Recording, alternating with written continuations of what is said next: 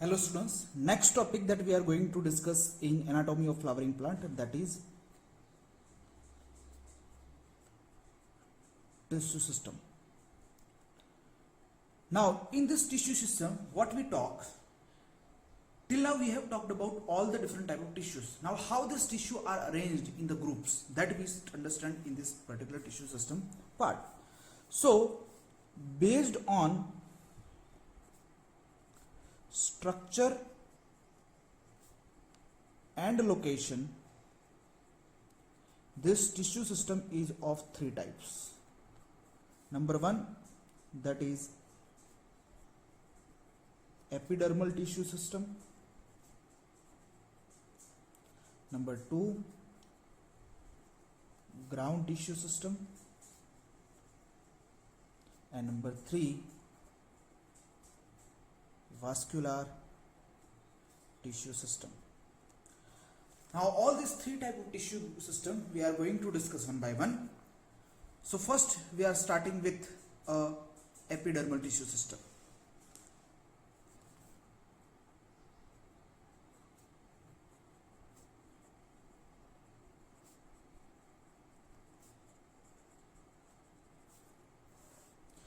Now this epidermal tissue system forms the outermost covering. It forms the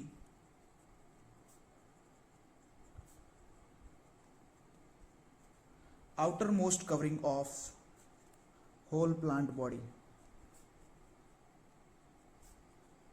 It forms the outermost covering of whole plant body, and it consists of number one, that is epidermis. Number two, that is epidermal structure.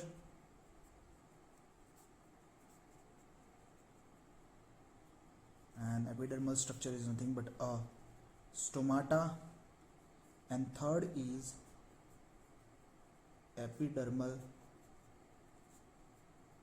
appendages. Epidermal appendages are root hair and trichomes. Trichomes are also known as stem hair. So this is the thing, that epidermis, epidermal structure and epidermal appendages we are going to discuss in this epidermal tissue system. Now first we talk about epidermis. So this epidermis is the outermost layer of, it is the outermost layer of plant body, and in this it is made of elongated, compactly arranged epidermal cells. Now epidermal cells have peripheral cytoplasm and centrally positioned large vacuole. So due to this development of large vacuole, the cytoplasm become peripheral. Okay, this epidermis are usually single layered, but they can be multi-layered. They are made up of multiple layers, and multi-layered epidermis is found in Nerium, Ficus and Begonia plant. It is the important question, dear students. Please remember, multi-layered epidermis is found in which plant? So that is a Nerium, Ficus and Begonia. Now the epidermis cover the stem part, leaf part and root part. Now root epidermis is also known as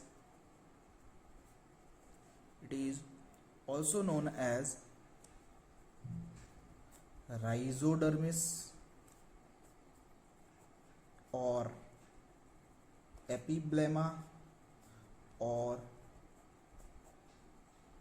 piliferous layer. Okay, piliferous layer. Next we can talk like, so root epidermis are named as this. Now outer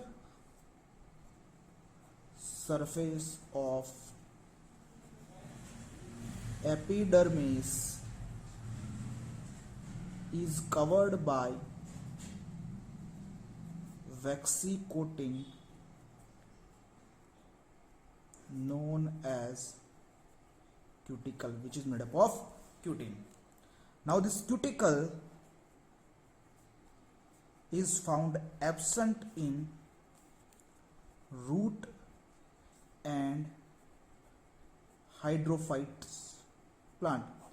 So the question is, why this cuticle is absent in this specifically root and hydrophytes plant? Because root is present within the soil and we need to absorb a soil from water from the soil part. If the cuticle is covering root epidermis, then there absorption cannot occur. And second thing, in hydrophytes there is a too much availability of water, so there is no need to prevent the loss of water. Okay, so cuticle is absent in root and hydrophytes over the epidermis. Okay, now when we talk about the leaf epidermis have bulliform cells. Leaf epidermis have bulliform cells in monocot leaf. So in monocot leaf we will study that how this bulliform works. They actually help in rolling and strengthening or flattening of leaf. Okay, we will discuss in case of the monocot leaf. So this is all a characteristic of the epidermis. Now we talk about epidermal structure, that is a stomata. So next is epidermal structure, that is stomata. Now when we talk of stomata are of two types, that is dicot stomata and monocot stomata. They have two different types, that is dicot and monocot stomata.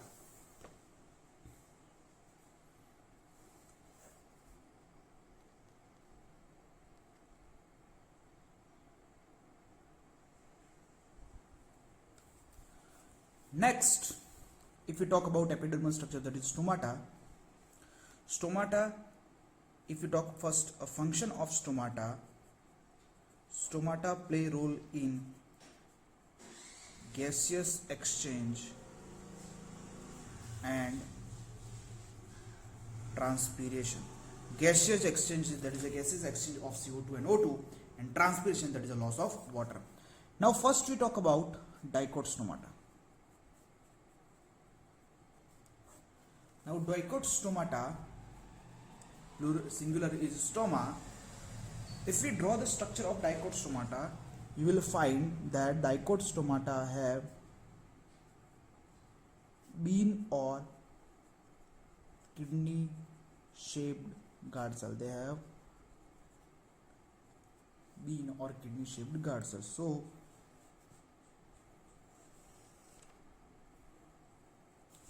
this dicot stomata somewhat look like this, in which inner walls are thick, so we draw it thick,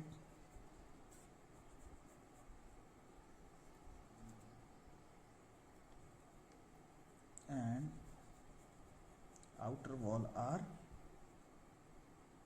this inner wall are thick, whereas outer wall are thin. Apart from that, they have one specialized cell near to the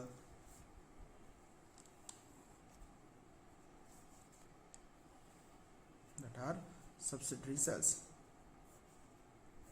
and they have mesophils in surrounding.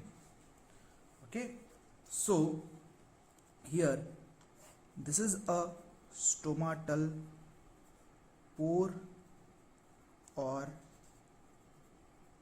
aperture, and this is a stomatal pore or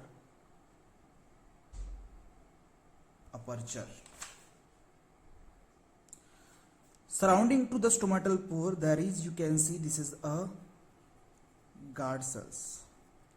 Surrounding to the guard cell you will find the specific cells that are known as subsidiary cells. They are the specialized epidermal cells. Okay. Now when we talk about the guard cells have their own chloroplast and their nucleus. They have their chloroplast, okay, and they have a thick inner wall and thin outer wall.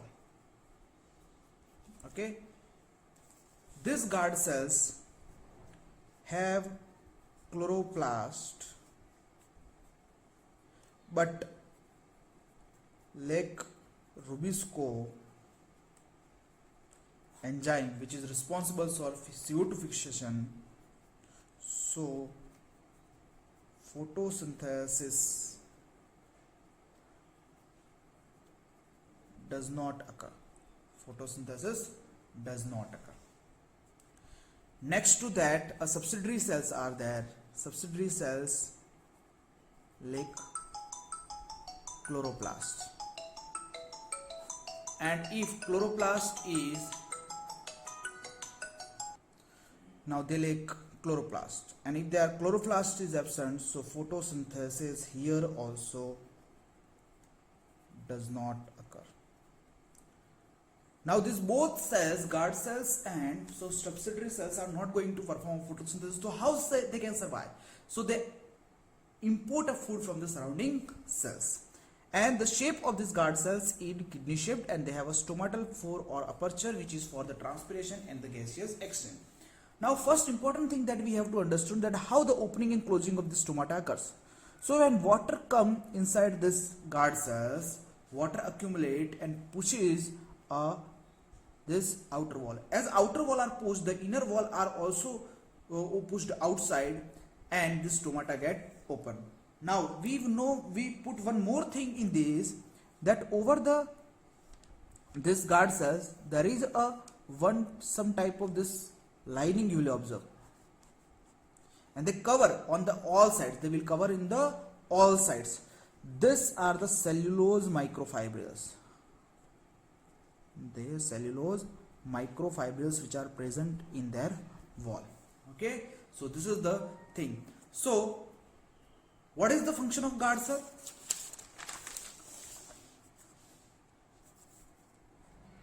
Guard cell play role in opening and closing of stomata. They are playing important role in opening and closing of stomata. Stomatal aperture helping in the particularly, we can say, in a gaseous exchange.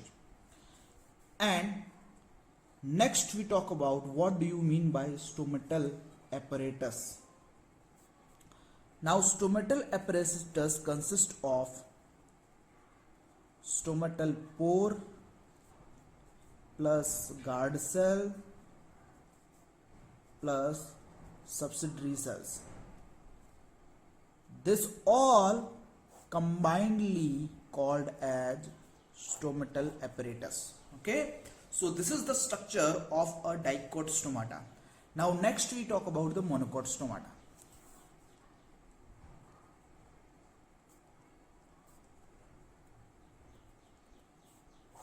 Now monocot stomata have a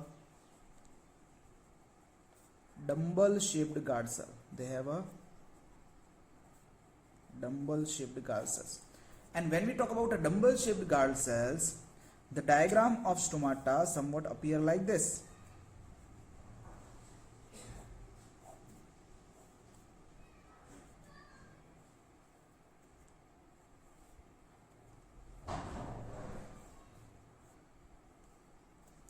Okay, so these are the guard cells. Now in guard cells, dumbbell shaped guard cells, we remember that here inner and outer both walls are thick. Inner and outer wall both are thick. This is stomatal aperture, this is the guard cell. Surrounding to guard cell, you will find subsidiary cells like this. And these subsidiary cells are covered by a mesophyll cell on the surrounding.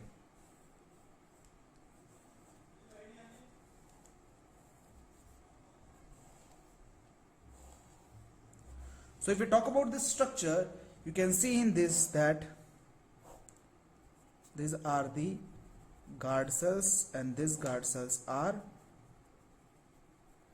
dumbbell shaped. Then this is the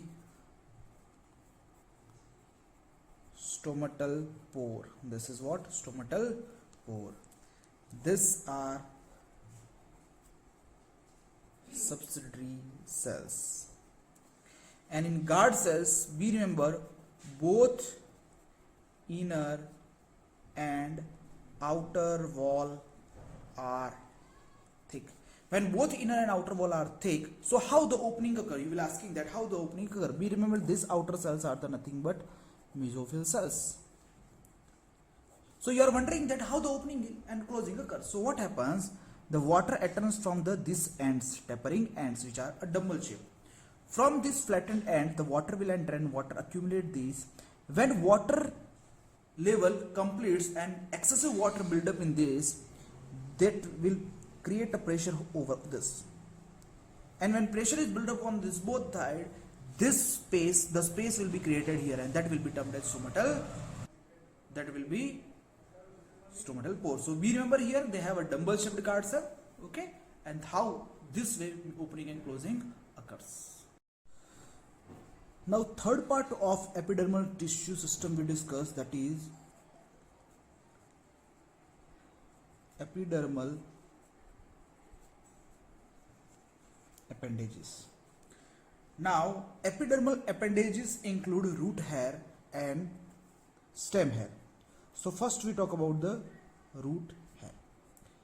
Here appendages means extension. So they have root hair. Now root hair are unicellular. Why root hair are unicellular? Because root hair are elongation of epidermal cell. It is a elongation of epidermal cell. Suppose this is a root structure and this is the cell. These are the cells. Suppose this cell extend and form a root hair. So this root hair is nothing but an extension of a epidermal cell. Next, root hair increase the surface area of absorption. This increases the surface area of absorption. So the more amount of water and more amount of mineral can be absorbed. Okay, so that is what a root hair. This root hair are found in region of maturation or root hair zone of root. Okay, in this particular root hair are found. Second appendage is the stem hair, and this stem hair are known as trichomes. This stem hair are usually multicellular but can be unicellular as well. They can be made up of single cell as well. Usually they are made up of multiple cells. When we talk about stem hair or trichome, they are sticky. They can be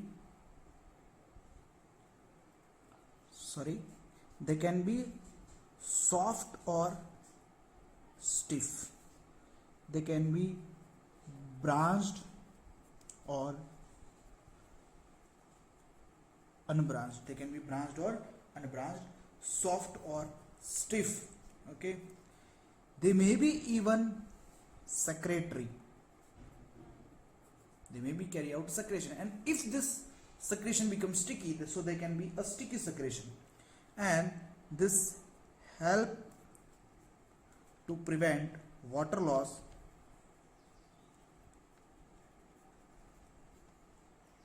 during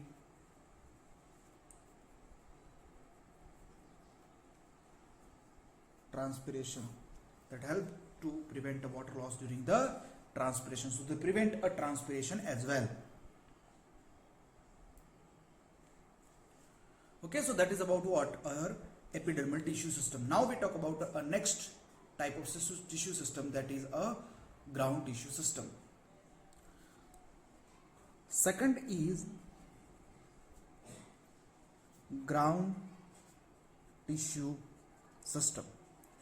This ground tissue system is also known as fundamental tissue system.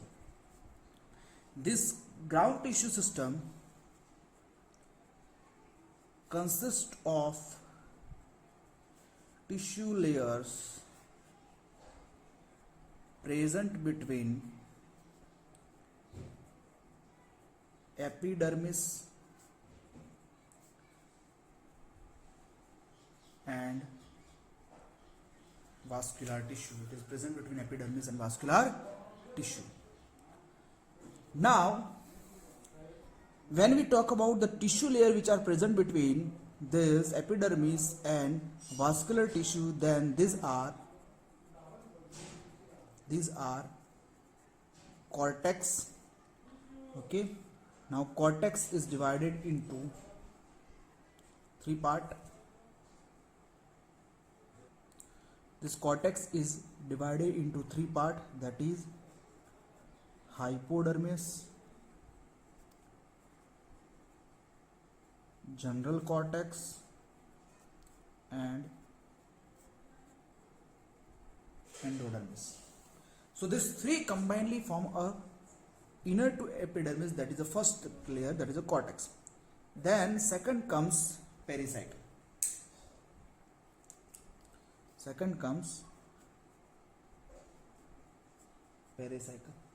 Then inner to pericycle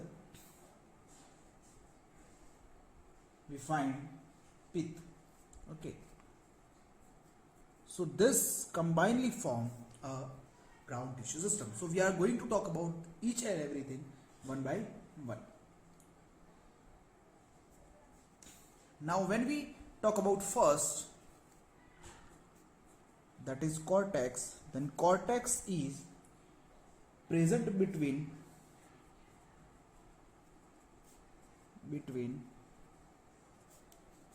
epidermis and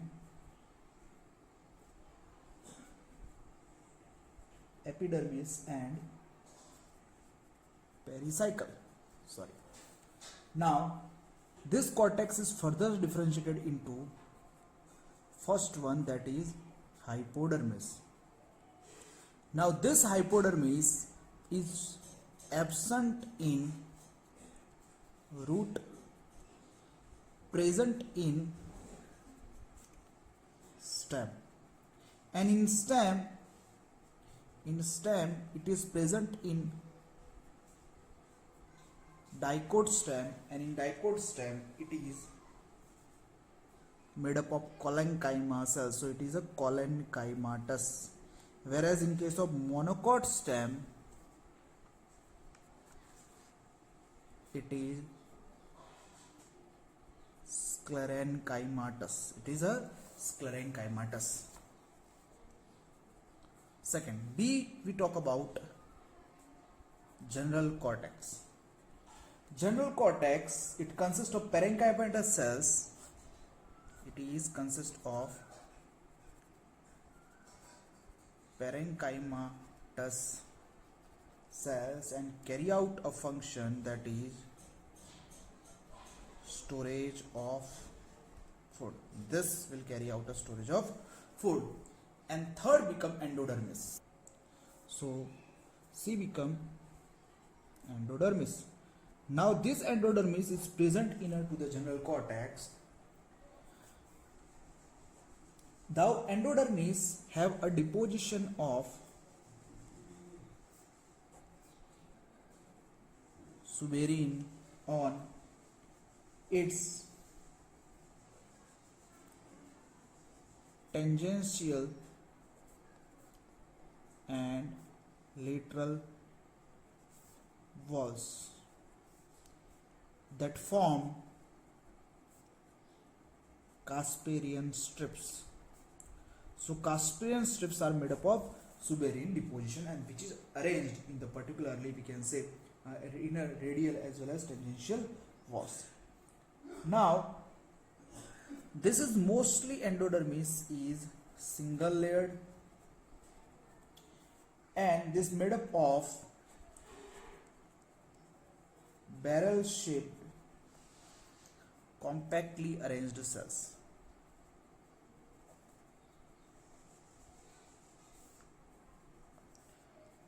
Now, when we talk about Casparian strips, endodermis is there. Some cells are there which have a suberin deposition. They are known as Casparian strips.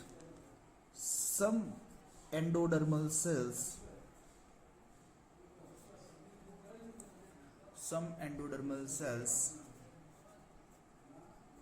like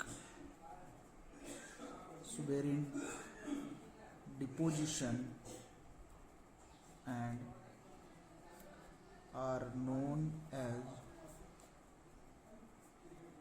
passage cells and are known as passage cells.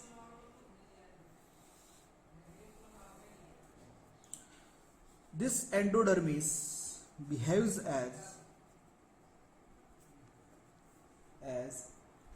airtight and watertight dam.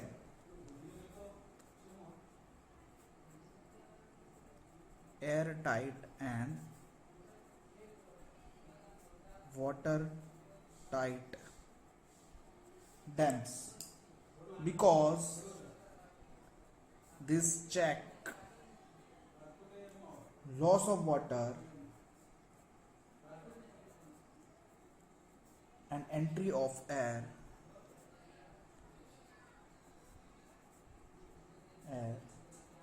in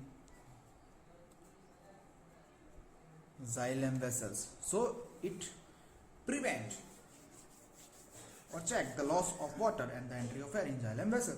So that is what endodermis which is present inner to the cortex. Now this endodermis is also known as starch sheath in dicot stem. It is also known as starch sheath in dicot stem because it contains starch granules and due to this it is known as starch sheath. Okay, so that is about the endodermis. Next we talk about the pericycle and with the completion of this endodermis we complete the cortex. Now next layer of this ground tissue system is pericycle.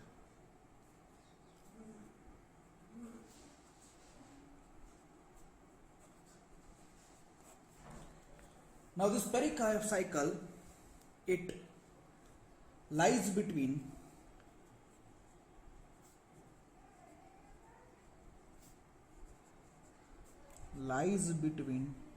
endodermis and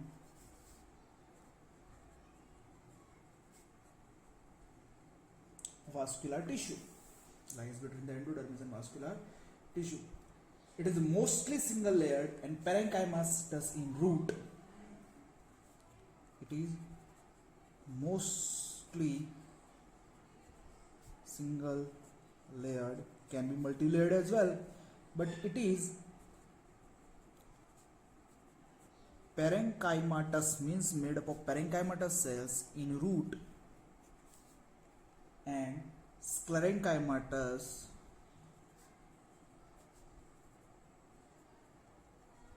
in dicot stem, because in monocot stem completely pericycle is absent. So this sclerenchyma are present in form of semilunar patches, means half moon shaped patches in case of dicot stem. If we talk about pericycle in more detail, then we come to know that pericycles, cells of pericycle of root present just opposite to protoxylem form lateral root, and this lateral root originate from pericycle, because which is the internal layer. Because of this, lateral root are called as endogenous in origin. We remember root are endogenous in origin.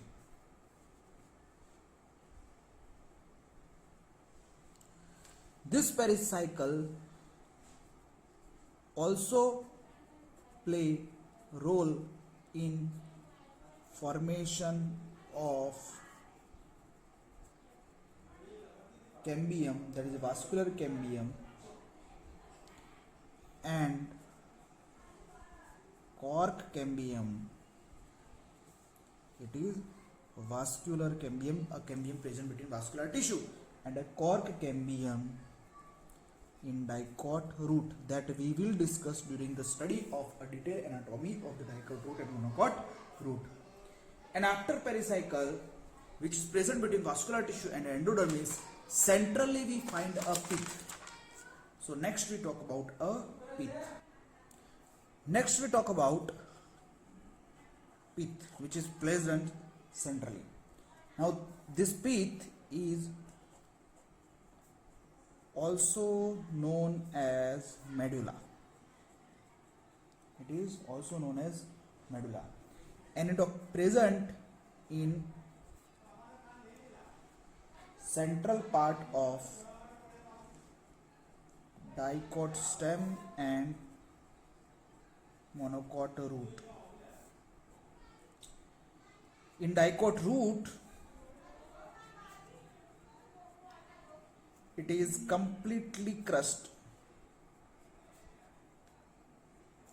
It's completely crushed. Okay.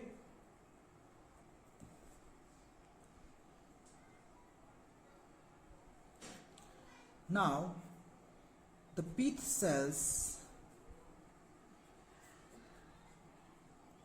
present between vascular bundles in dicot stem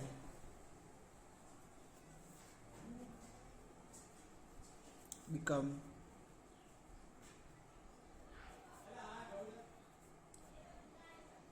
radially elongated and are known as primary medullary rays.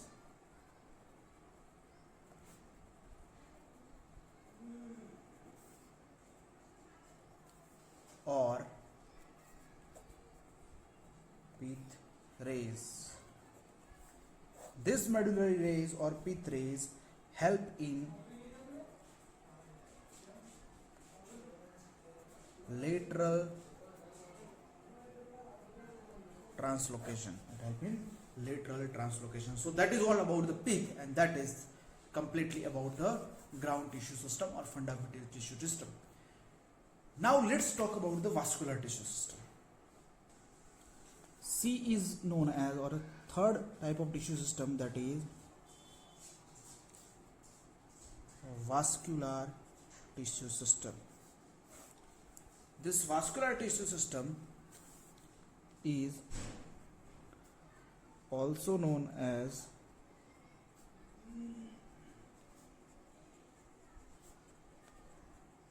conducting tissue system. It is also known as conductive tissue system.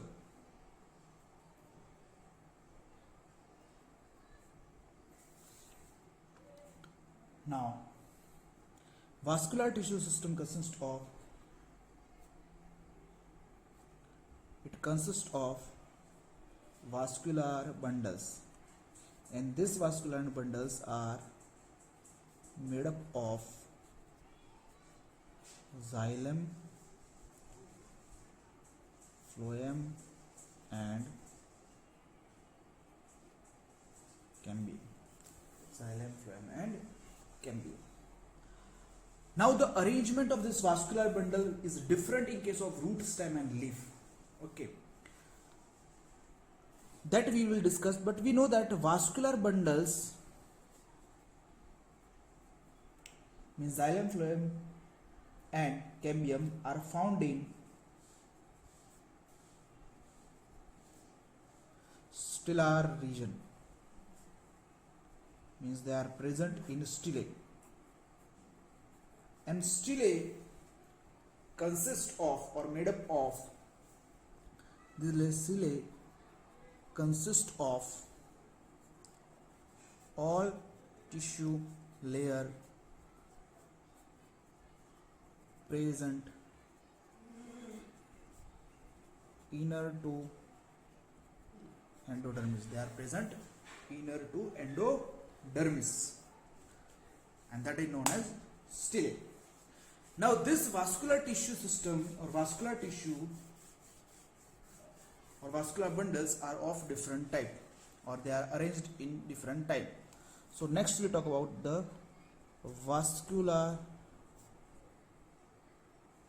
bundle types. These are of three types. One is radial, second is conjoint, and third is concentric. Now we are discussing here radial, conjoint and collateral. We discuss in after that. Radial means in a radial arrangement of vascular bundles, xylem and phloem are present at different radii. They are present at different radii or different radius and alternate with each other. So if you talk about radial arrangement of vascular bundles, you can see here it look like this. It look like this, in which you will find here xylem. You will find here xylem, and phloem is present here. So this xylem and phloem are present in a different radius. Here cambium is absent initially, can develop in case of root, and this type of radial arrangement is found in case of roots. It's found in case of roots. So we remember this type of radial arrangement of vascular bundles is found in case of root. Now next we talk about conjoint vascular bundles.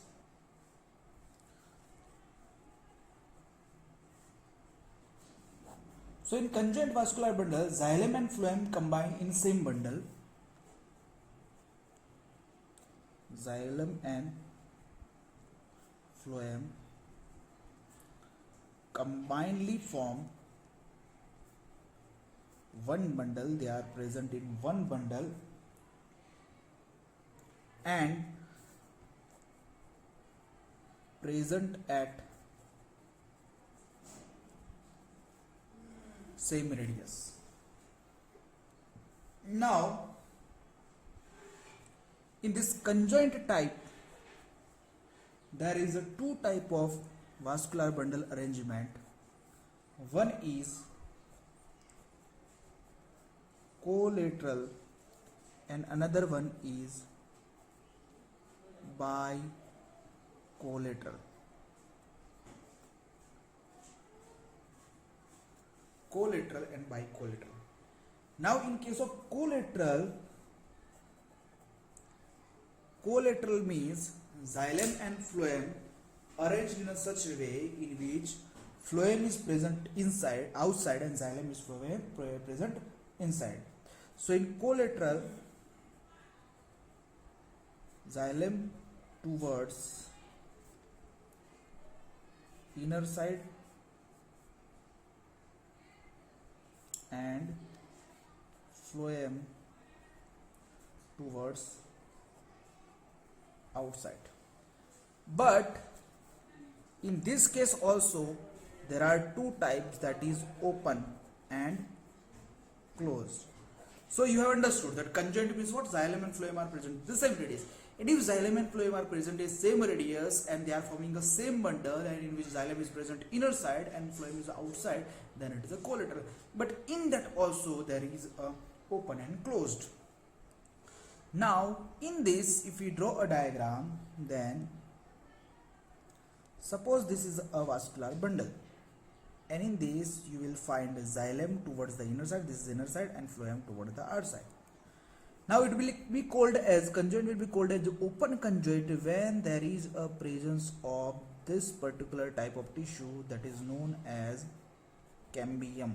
It is known as cambium, and this is a specific type of cambium known as intrafascicular. This is a cambium, it is known as intrafascicular vascular cambium. But when we talk about closed, in closed we come to know that there is a xylem and phloem, but this cambium is as absent. This vascular cambium is absent. So we know that cambium play a role in production of dividing cells, and due to dividing cells, formation of dividing cells, the growth will occur. So if there is an open, then cambium will divide and it will produce a secondary xylem towards this and secondary phloem towards this, because this is a primary xylem and primary phloem. Towards primary xylem, secondary xylem will be provided, and towards primary phloem, secondary phloem will be provided by this vascular cambium. So when cambium is present, then we call it as a conjoint, collateral and open. But when cambium is absent, then we call it as a what? Conjoint, collateral and closed. Now when cambium is open, this type of tissue are found in. So if we write examples, then this conjoint, collateral and open type of vascular bundles are found in dicot stem. But this closed type of vascular bundle are found in monocot stem and dicot and monocot leaf. In dicot, monocot leaf also there is a presence of closed type of vascular bundle. So this is what we have discussed, the conjoint collateral type. Now, but second time we discussed, that is conjoint, and in conjoint collateral we have discussed, but now we are going to talk about bicollateral. Now in bicollateral, what happens?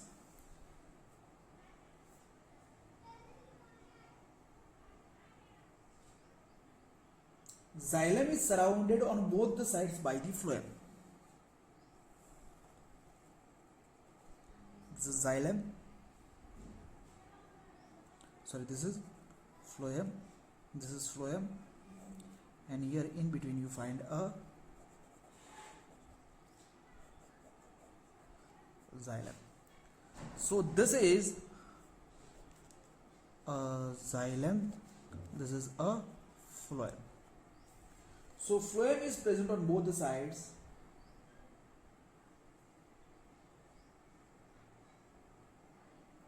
and in between present is xylem. This is outer phloem, this is outer cambium, this is the xylem, then there is the inner phloem, and this is the inner cambium, and this is the inner phloem. So phloem is present on both sides of xylem, then it is known as bicollateral. When we talk about bicollateral, in this cambium is always present, right? One important point, cambium is always present. And when we talk about examples of this, there are two families in which the members of them will show this type of arrangement, that is a Cucurbitaceae and Solanaceae. So Cucurbitaceae and Solanaceae are the type in which you will find this type of arrangement. Now third type of vascular bundles are known as concentric. Now concentric means one vascular tissue surround the other. One vascular tissue surround the other means either xylem surround the phloem or phloem surround the xylem. So according to this, there are two types, that is known as amphicribal or heterocentric, and second is amphivessel or leptocentric. So by hearing these words, might be you are getting the point that we know that hedrome means what? Xylem, and centric means in center, leptome means phloem, and centric means in center. So according to this, we can draw a diagram. Hedrome means xylem is in center. So if we draw like this diagram, that xylem is in center, but phloem is covering that, and we form like this, and suppose this is a phloem. So when phloem covers the xylem on all sides, then it is known as what? Heterocentric. An example for this that are ferns. In ferns, such type of condition are found. But when we talk about the amphivessel or leptocentric, in this